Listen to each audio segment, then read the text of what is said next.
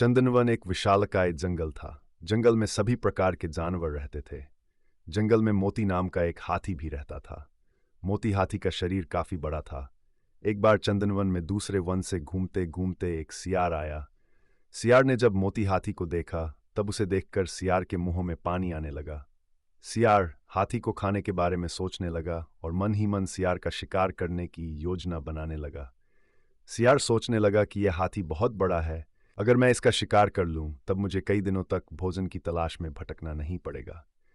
ऐसा सोचकर सियार हाथी के पास गया और उससे बोला, हाथी दादा, हमारे जंगल में कोई राजा नहीं है। हमारे जंगल के सभी जानवर चाहते हैं कि कोई बड़ा और समझदार जानवर हमारे जंगल का राजा बने। आप बड़े और समझदार दोनों हैं।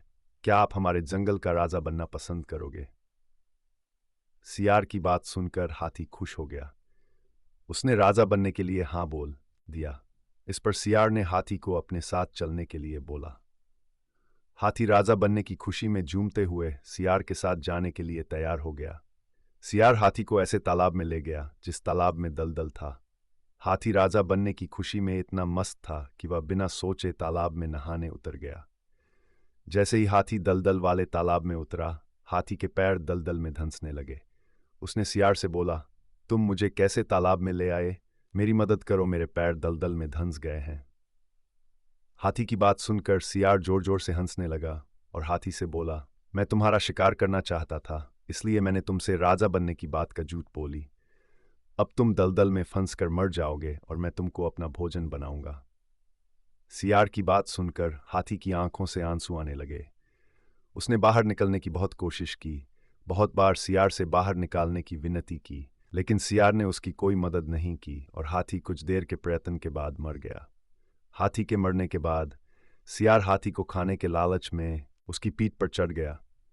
हाथी को खाने के लालच में सियार यह भूल गया कि वह भी हाथी के साथ दलदल में नीचे जाता जा रहा है, और अंत में सियार भी हाथी के साथ धीरे धीरे दलदल में धंसकर मर गया। इस कहानी से हमें यह शिक्षा मिलती है कि जो दूसरों के लिए बुरा करता है उसके साथ भी बुरा होता है। इसलिए हमें जीवन में कभी भी किसी के साथ बुरा नहीं करना चाहिए।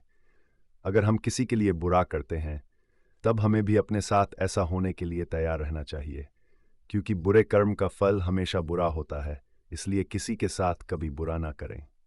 आपको हमारी ये कहानी कैसी लगी और आपने इससे क्या सीखा, हमें कमेंट करके ज़रूर बताएं।